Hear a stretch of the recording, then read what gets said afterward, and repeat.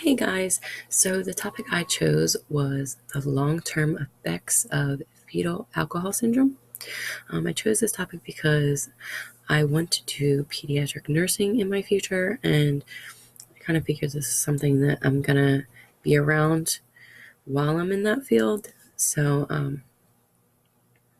I just thought it was something that would be interesting to learn about now. When I first started, I really thought that the problems and solutions were going to be the same. The kids were going to have problems and the solutions were going to be real simple, just don't drink. And when I got into it, there was a lot more that I found really is a problem with children with fetal alcohol syndrome. A lot more than just the physical problems that I thought that there was going to be. They have a lot of, mental problems and social issues, and they get in trouble a lot because they have real bad impulse control problems, things that I never had thought were going to be part of this. I also learned that the solutions were a lot more in depth than I had anticipated.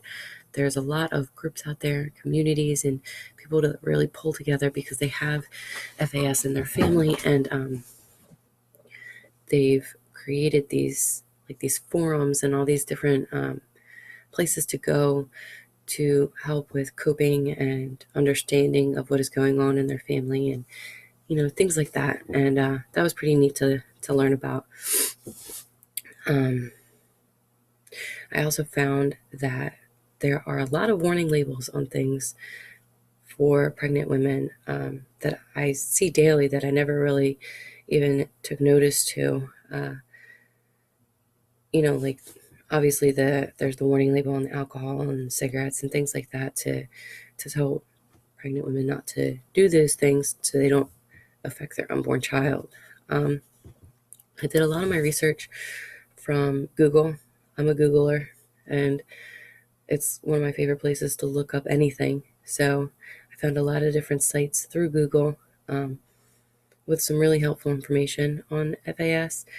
One of my favorites was the CDC because I felt confident that they knew what they were talking about, and they had really good in-depth information that I found extremely helpful. So now I'm going to show you my website, and I hope you like it. So here's my first page. It really is just a little bit of an overview, gives a detail, definition of fetal alcohol syndrome, and a little basis of what the beginning of this is. Here's just a lot of facts that I found on FAS. A lot of facts in here from all my different sources. Here I have signs of FAS. So this is a lot of the physical problems that you can see kind of right off the bat when a child is born. And this, I just talk about the physical symptoms that you kind of see in that picture. The nose bridge and the flat lip and things like that. And this, and the brain and nervous system, this is the stuff that you don't see. This is a lot of the problems with, having issues with tasks and making plans and working towards goals and things that, like jitteriness and poor memory and stuff that you just wouldn't really know about until you knew the child. And this is just a chart that I found. It shows, I thought it was pretty interesting, the problems the children have as they get older.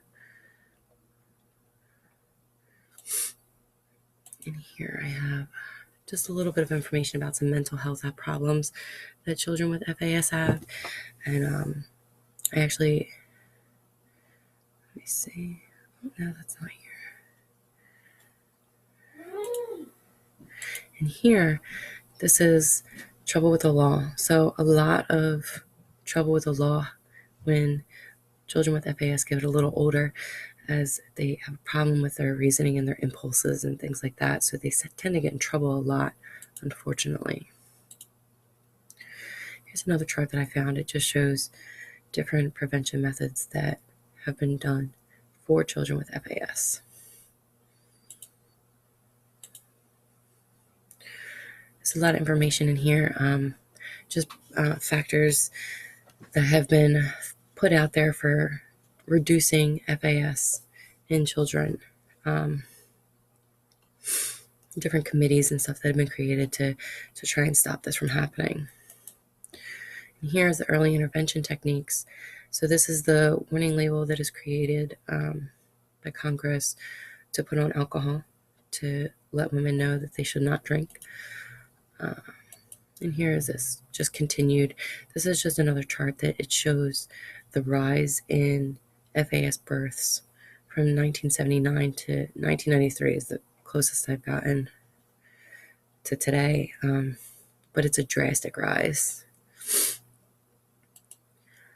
Here's just some information about diagnosing. I read an article about a woman who her daughter was diagnosed with FAS, but it took years for the doctors to realize that it was FAS and not cerebral palsy, because they're so close in the same type of issues that it took the doctors so long to figure that out.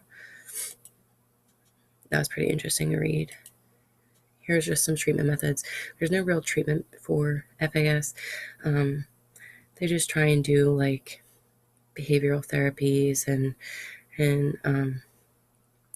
different types of early interventions to help children grow and have the best developmental life that they can have. So that was pretty neat. And here I just have a video it talks about, it shows families living with FAS and the struggles and issues that they have, but how they overcome it. It's a really good video. If you have time and you want to watch it, I strongly suggest it. I found it really interesting, and it's pretty good. And last but not least, I have my reference page. It has all my information in here. Anything that I put on here is on here, so you want to look it up, go